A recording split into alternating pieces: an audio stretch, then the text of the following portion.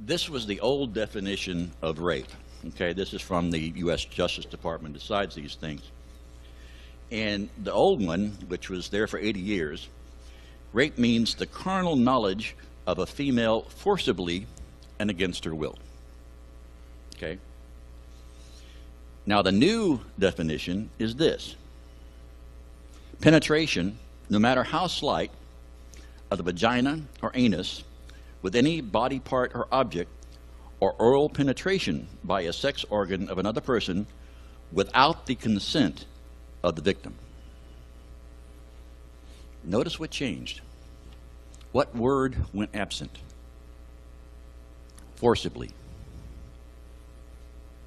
That's what went absent. Forcibly. And without the consent of the victim. Now, what does that mean?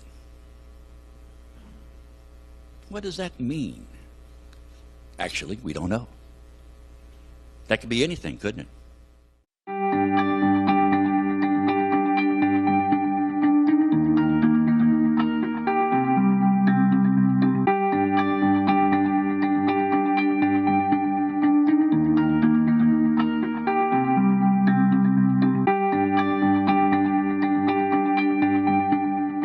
Give you misogynist and overall bad person, reprobate, one of the deplorables in the giant basket, Phil Cook.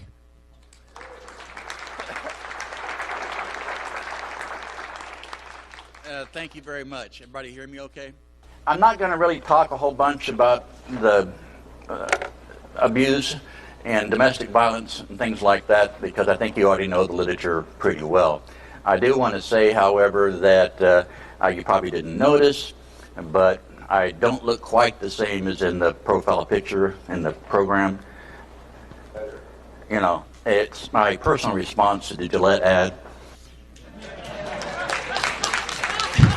That's not true. That's not true. My wife said, you know, after a few days of stubble, you might look okay with a beard. So, okay, well, I'm not going to argue with that.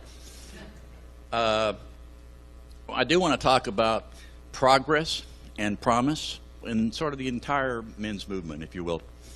But I do want to talk about domestic violence in terms of, well, has there been any progress at all? I mean, has there anything changed in those terms since the first edition came out in 1987, and then the second edition 2009? And the answer is yes. Yes. Let me tell you a little bit about SAFE, Stop Abuse for Everyone. I mentioned this to panel earlier. Sorry you're going to hear it again.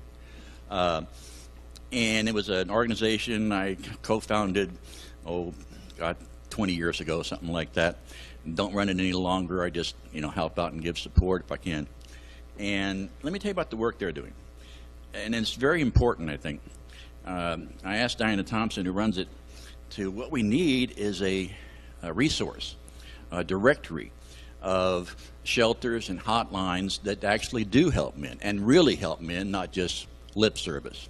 Where are they? How can we find them? How can we investigate whether they really do the work they say they're doing? And she has put together a national database of who's naughty, who's nice. Okay, there's an app you can go to, and yeah, here's a place here that you can go to, and they really do help. That's very important, and this includes gay men and lesbians too, who also have been left out of the picture in many ways. I just think that's a wonderful first step. And the reason we have to have it is because, in the doctor's offices or wherever you get okay, here's a National Domestic Violence Hotline, right? If you called it and you're a man, they have no idea whether the local agency they're referring you to helps men or doesn't help men. They have no idea. They don't want to know. It's just it. So we've got to find out who's naughty, who's nice. And the good news is, I was speaking at a shelter in Phoenix, and yeah, they're starting. They've got a separate facility for men. They're on it. They understand the dynamics of domestic violence and how it's often mutually reciprocal. And they run a wonderful program. Now, you don't know that they exist. That's okay. They don't want you to know. In other words, they don't care about publicity and stuff. Hey you! Yes, you watching this video. Did you miss out on going to the International Conference on Men's Issues? Or did you go and now you missed the fun times you had at this amazing event? Experience the magic of ICMI 2019 again, or for the very first time, with Honey Badger Radio's ICMI disc set. The disc set brings ICMI presentations together in one convenient package, as well as disc set exclusive Badger bonus content. Enjoy behind-the-scenes Badger interviews with free speech and men's issues luminaries, like Sargon, Janice Fiamengo, and Count Dankula, as well as a never-before-seen Badger cartoon. Also available is sparkling ICMI merch, such as our professionally designed program book, sticker sets, badges, and more. Go to feedthebadger.com and claim a piece of men's rights history for yourself. There's other agencies that I've talked with, and they're there. They're ready. They get it. I mean, they really, really get it. That, you know, there is mutual combat. That sometimes only the man is the aggressor and sometimes only the woman is. Most of the time it's mutual combat. They're out there. We need to create a better network so they can network with us and really provide comprehensive services, which many of them really do want to do. And it's growing. You can feel it. And I think the SAFE directory is going to really help strengthen that coalition, as opposed to the state domestic violence coalitions who couldn't care less. So that's one thing. They have a speakers bureau, and they have educational brochures in English and Spanish. And there's a, way back when, 20 years ago, SAFE produced the very first brochures for gay men that were nationally available, and the very first brochures for lesbian victims as well. So there's been real progress, and I think I can feel it, I can see it, and it's getting better. The message to really help people, rather than define it in gender terms, is growing, and it's better, much better than it was. And it's true in terms of media, too. I did a first interview with Bill O'Reilly, and he basically laughed in my face. You know, men can't be beat up by a woman. You know, he's 6'10" or something. You know, he couldn't imagine it. Next interview, like 2 years later, oh, well, yeah, I guess it happens. You know, so there's a sea change in media. There's a sea change in terms of provision of services, and it's growing. Maybe incrementally, but it's there.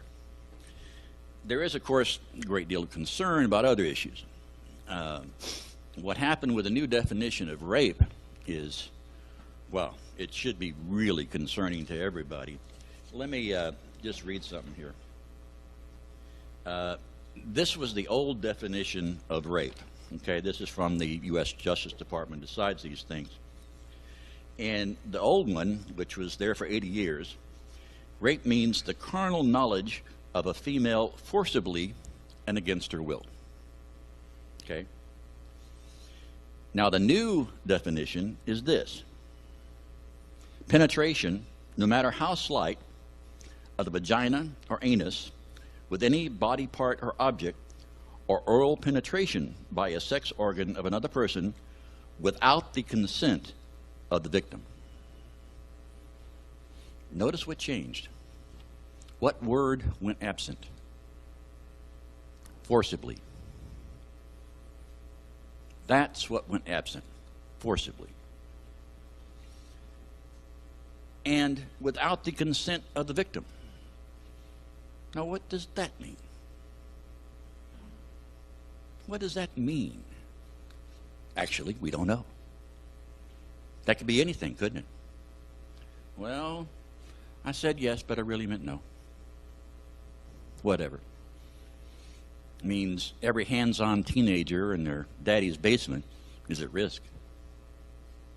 And that's what that means. And who did it? I was on this conference call, and and I listened in. You couldn't ask questions, just listening in. And they put out a press release. Who made that new definition happen? Feminist majority. We did it. We changed the definition. Well, what does that mean? It's just the definition is changing. Well, it means that state law is going to follow suit because the federal government says this is the new definition. That means what rape is, right, is going to increase, obviously, right? It's going to go way up. It's only been about, 3 years in the making, so we won't see this, immediately, but it's already beginning. And certainly, this emphasis by feminist majority has already translated into the Title IX things we've seen on campus, right? It's the same kind of thing. What is consent? Well, whatever I say it is. So that's not good. It's not good. However, if you look at academia, I think, in Title IX and what's going on there, there's been some changes. Of course, you probably know about the Betsy DeVos new guidelines for Title IX, right? You're familiar with that? Yeah, okay, you know about that. And so there's that's a change, right? It's a significant change. The Dear Colleague letter is basically rescinded, but on college campuses, most of them are still following that Dear Colleague guideline. They're not changing. But I think over time, they will. Yeah, it's going to take some time.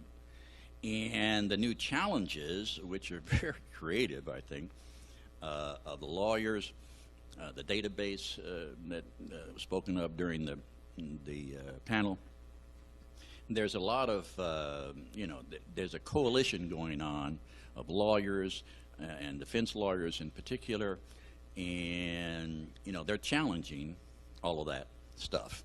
But there's 300 lawsuits now in academia against Title IX and the consent and Dear Colleague guidelines without, protest against due process. So will those challenges succeed? And of course, there's the new class action lawsuit against Title IX and the Dear Colleague stuff. And that's what, in the last month, I think, the class action suits. Now I think there's 2 of those now. Will they succeed? Actually, I think they will. It's going to take a long time, several years at the very least, but I think we're going to see some changes in Title IX and how these cases are adjudicated, and we're finally going to recognize that due process matters. It's going to happen. What about family court? What progress has been made there, if any? Well, and what policies could we pursue that would actually be effective and practical? You don't know this. There's a little county in Kansas, Sedgwick County, S-E-D-G-W-I-C-K. You know what they do? They don't hear family court anymore. They don't do custody cases anymore. They're out of there. Judge Beardsley said, "The hell with this. I'm not going to do it anymore. This is insane." And he just banged the gavel and said, "Nah." Didn't go to the legislature. He figured, I'm a judge. I've got authority of how my court is run, and this is what we're going to do. So it starts with children of divorce classes, mandatory. You're divorcing with minor children, you got to go to this class. I think in Sedgwick they do 3 weeks. Some areas of the country they do 4. I think 3 different sessions is adequate. 4 is fine. Atlanta has it, and I was able to pass a law in the state of Oregon. It only took 2 sessions, which wasn't bad. And now children of divorce classes are mandatory in about 3/4 of the counties of the state of Oregon. The judges can opt in or opt out of such a program. Most went with it. Why? Well, of course, it starts with basic information. Starts with, divorce is bad for kids. You know that? And here's the stats. That's just basic information. But not everybody knows those stats, right? So there's a basis. And then it goes into communication skills. Don't badmouth the other parent, okay, because it hurts your relationship when you do that. Okay, some basic information like that. Now, we don't have, Sedgwick does not have the funds to do grants.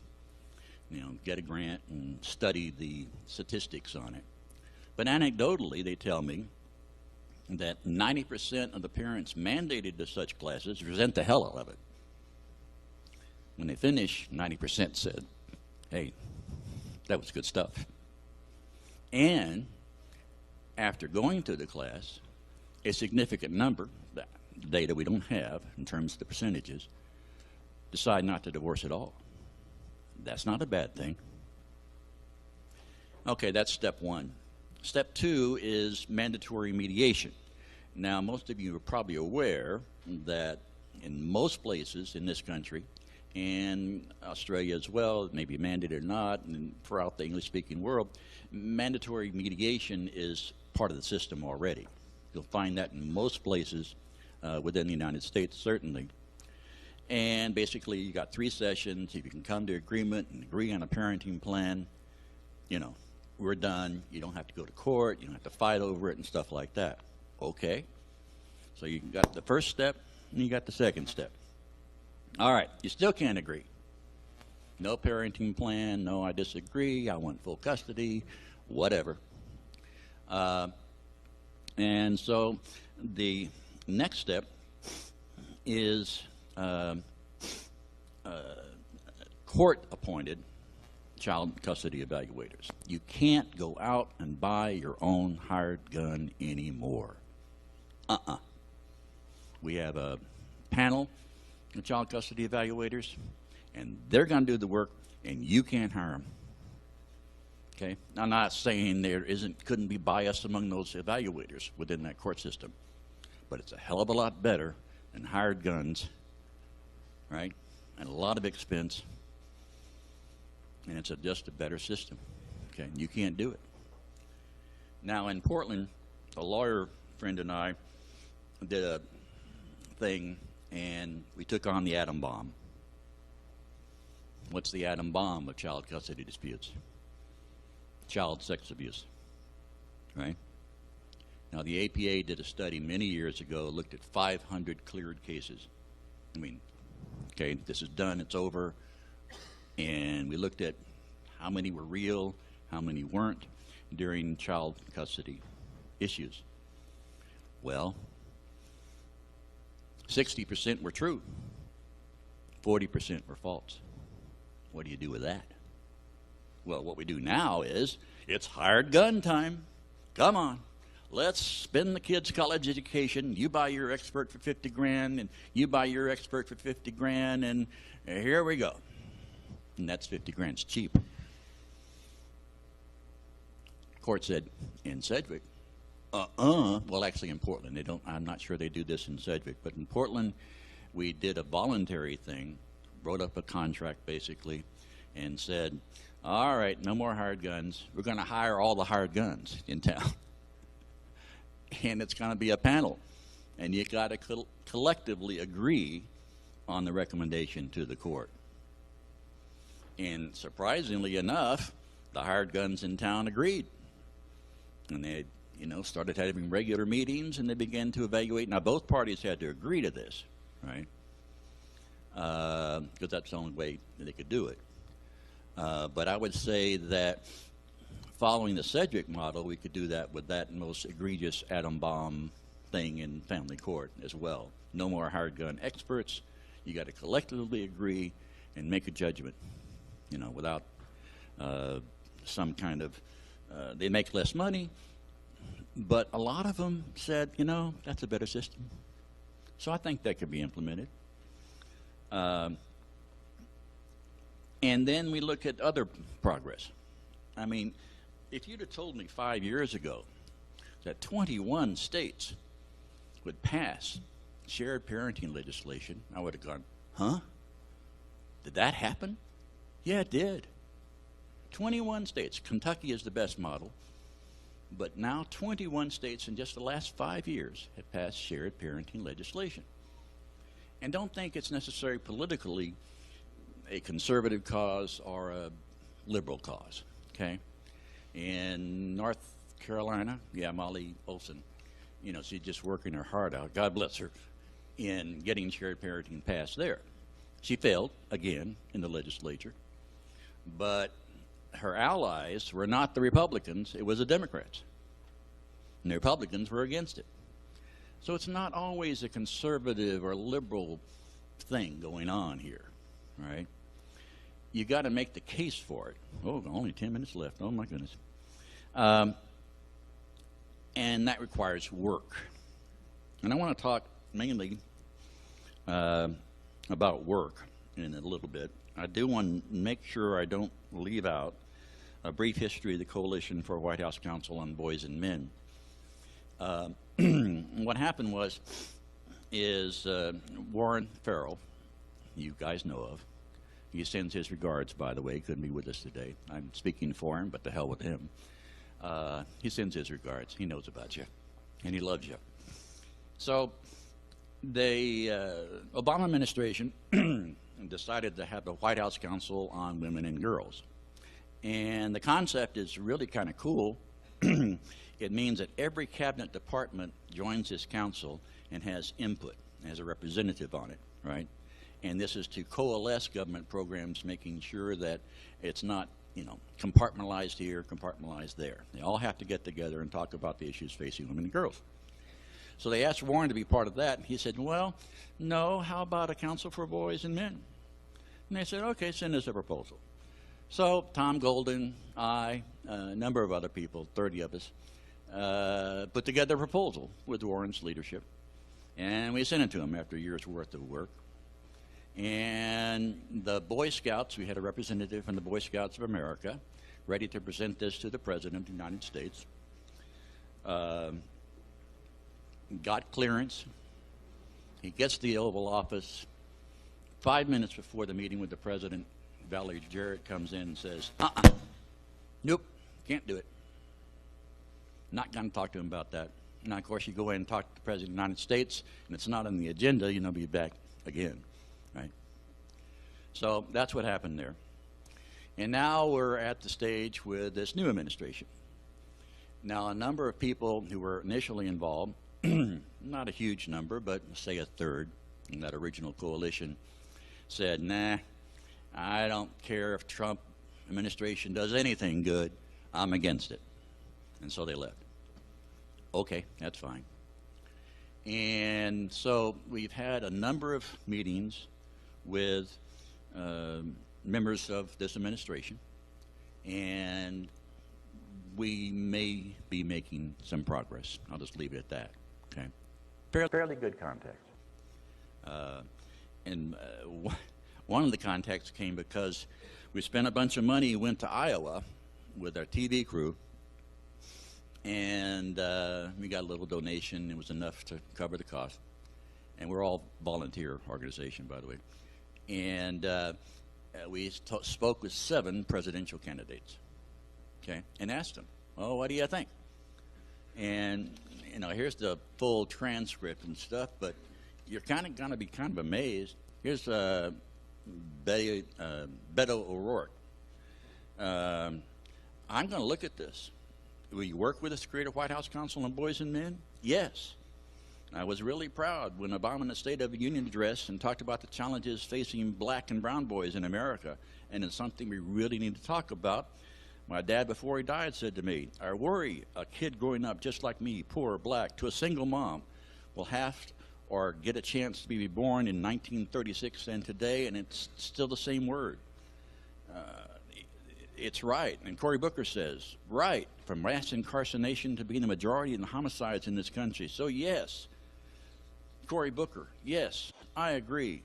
Tim Ryan, good question. I think part of it is to make sure that we provide. Government's role is better, always going to be somewhat peripheral to that essential relationship between a father and a son. He's worried about the inmates. He's worried about the poor kids. He's worried about fatherless families. All 7 of the presidential candidates we spoke with agreed. All 7. Okay? And these are all Democrats. And then we got the conservative side, the commentators on Fox News, Martha McCallum, Laura Ingraham. Laura Ingraham said, well, you know, I'm a conservative. I don't like new policies and more government on anything. But you know what? On this one, it's important. It's really important. And yes, I am in favor. So you have this, you know, sort of bizarre kind of thing where both liberals and conservatives are in agreement on something. Isn't that amazing? Isn't that amazing? You know, and I want to speak real briefly about the Men's Health Network as well. You know, they're doing the basic stuff. You know, they're in Congress every day. They're doing seminars on men's health. They have the Men's Health Run, November. You know about that, right? Movember, okay, the mustache thing. That's all Men's Health Network stuff. Okay, fantastic organization. And they're doing things on the local level that you might not be aware of. Here's one in Billings, Montana. A seminar designed to encourage and promote responsible fatherhood and motherhood.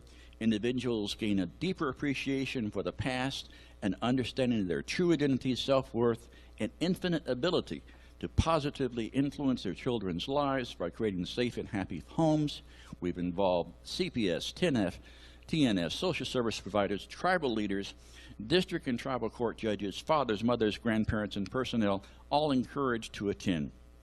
Topics include fathers and mothers as leaders, positive ways to build relationships, addressing family violence and abuse. Now there's a program, isn't it? Okay? So there's a lot going on in a very positive way to increase and encourage and do away with fatherlessness, which is a, you know, as you all know, a central part of what's going on and what needs to change.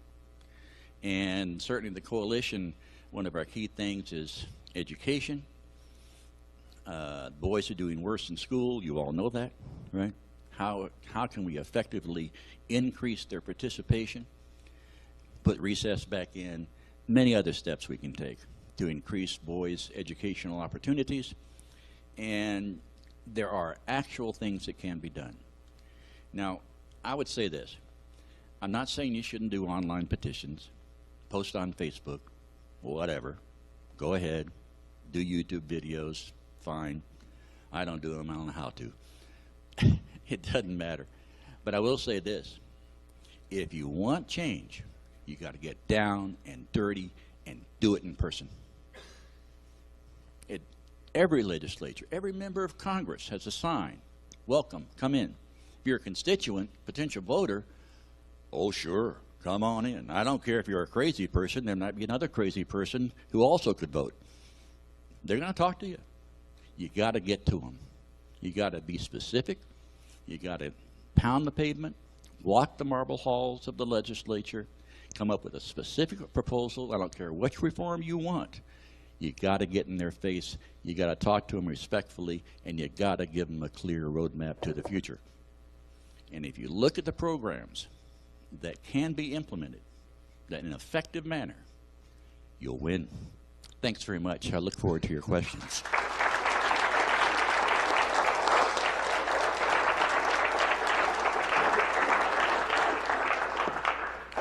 Okay, as always, we're going to do questions. Line up at the microphone over here.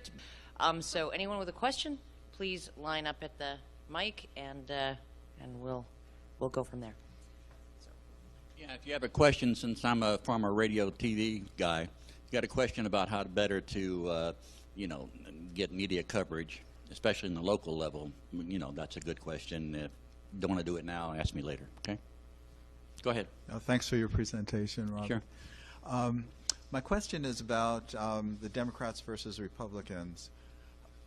It's good news that Democratic candidates say that they're in favor of it, but what I'm wondering is whether it's still you need the Republicans, not because they're more necessarily sympathetic to men, but that they would be the only party to stand up to the inevitable feminist opposition to the Council on Boys and Men.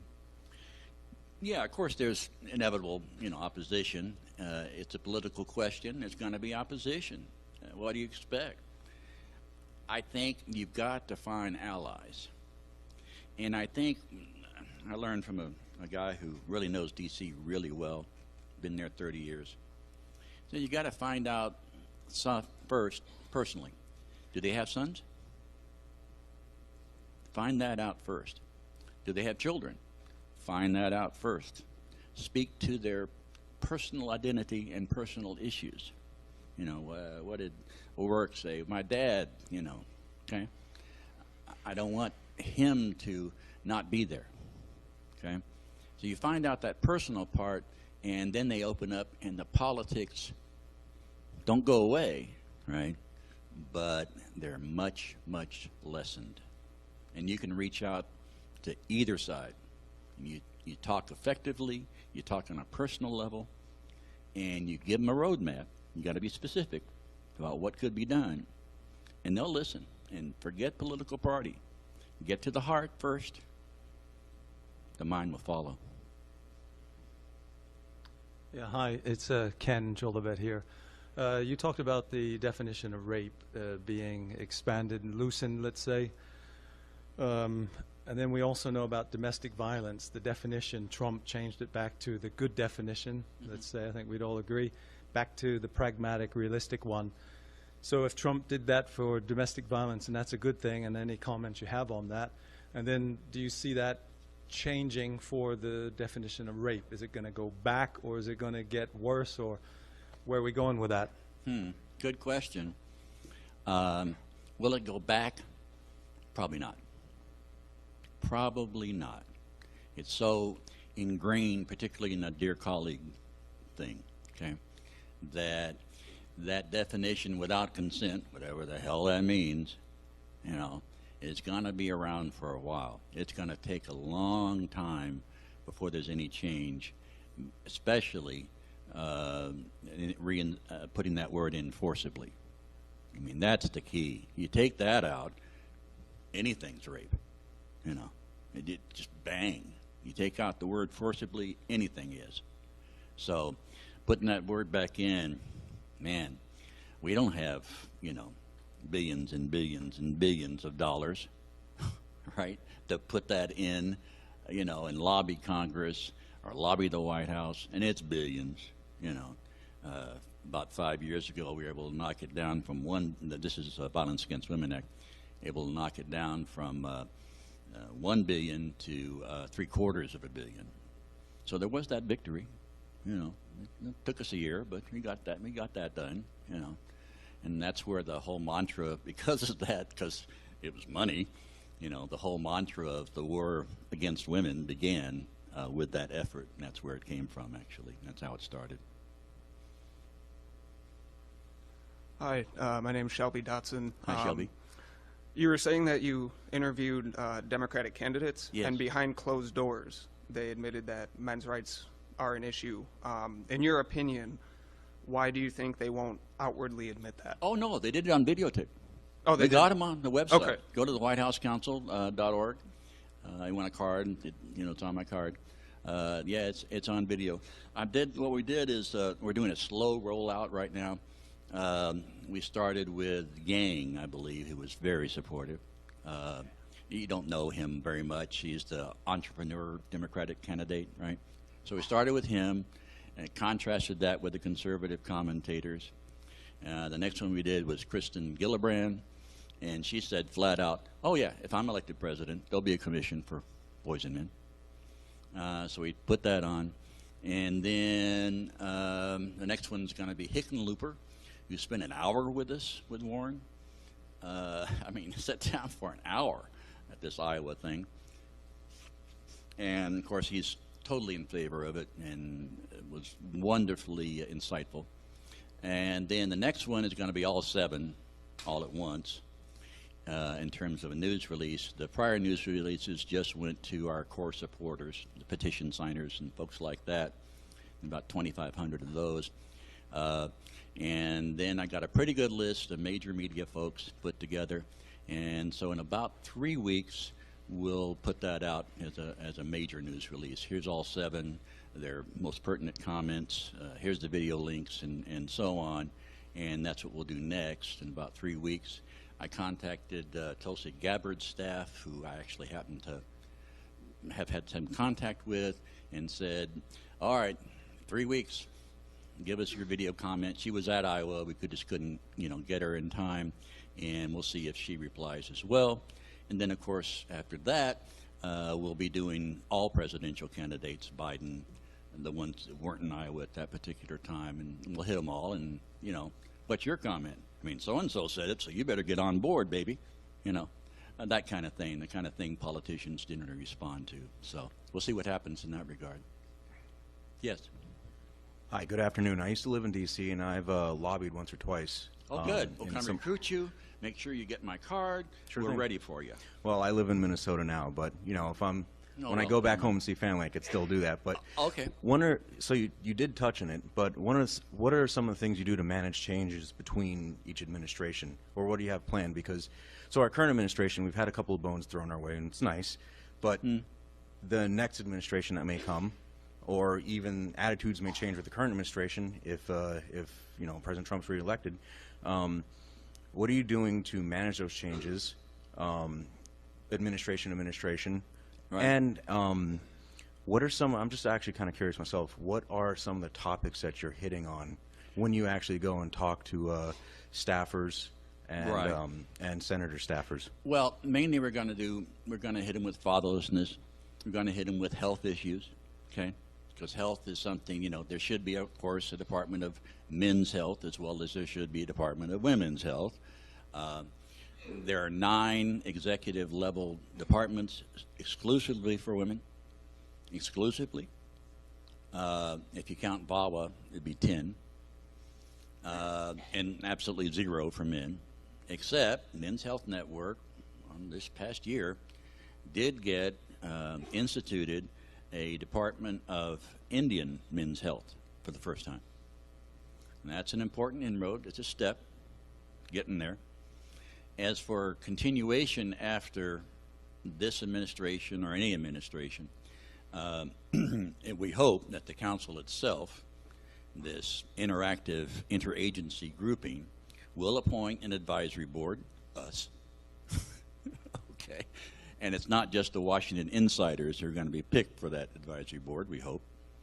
We'll see if that happens or not. There's a danger there, absolutely. But if we have the council in place, all right, that's a victory. And, the toughest thing in the world to stop, as Ronald Reagan said, is the government agency once instituted. You can't kill it. So I think if we start someplace, it can continue even after changes in administration. Hi. I'm interested in what you said about the Democrat candidates and the Sorry. I'm interested. The Democrat candidates sounding very positive about the whole men's rights. I'm from the UK, and we've just had we've just got a new prime minister. Right. So we had a bit of a competition. So I'm curious to throw this question out. Do you think it's possible for a presidential candidate not to be a feminist in this day and age? Well, it depends on your definition of what feminism is, and they're going to have their own definition and all that stuff.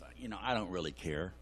They can call themselves a feminist. They can call themselves a whatever, just as long as they're not part of the KKK, I guess. I don't really care about what they think is going to be appealing to voters or not, and that's their business, not mine.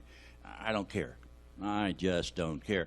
But I think in speaking to these 7 people that they're more aware than you might think, and it's obvious by their comments. Go to the website, and you can see the videos in full if you wish, and they're all up. There's recognition of the issues we're talking about. They recognize the devastating effects of fatherlessness on this society. They do. I am convinced of that. Now, you can spin it any way you want to, And what about more male teachers? Or Kristen Gillibrand had a clever phrase, I thought, actually. She said, well, the problem is we don't pay teachers enough. pay teachers more, and then the men will want our jobs. Well, that's not bad, is it? You know, it's a clever turn of phrase. You know, I don't have a problem with whatever label they want to place themselves on. But the fact that they are recognizing these issues, I think, is significant. And I think the fact that we spend some money and time and ask them directly on the record, what is your position on these issues? And of course, the mainstream media hasn't asked them those questions once, right? But now that we have, maybe even the mainstream media will begin to ask those questions as well. We'll see. We'll see. All right. Thank you all very much. I appreciate it.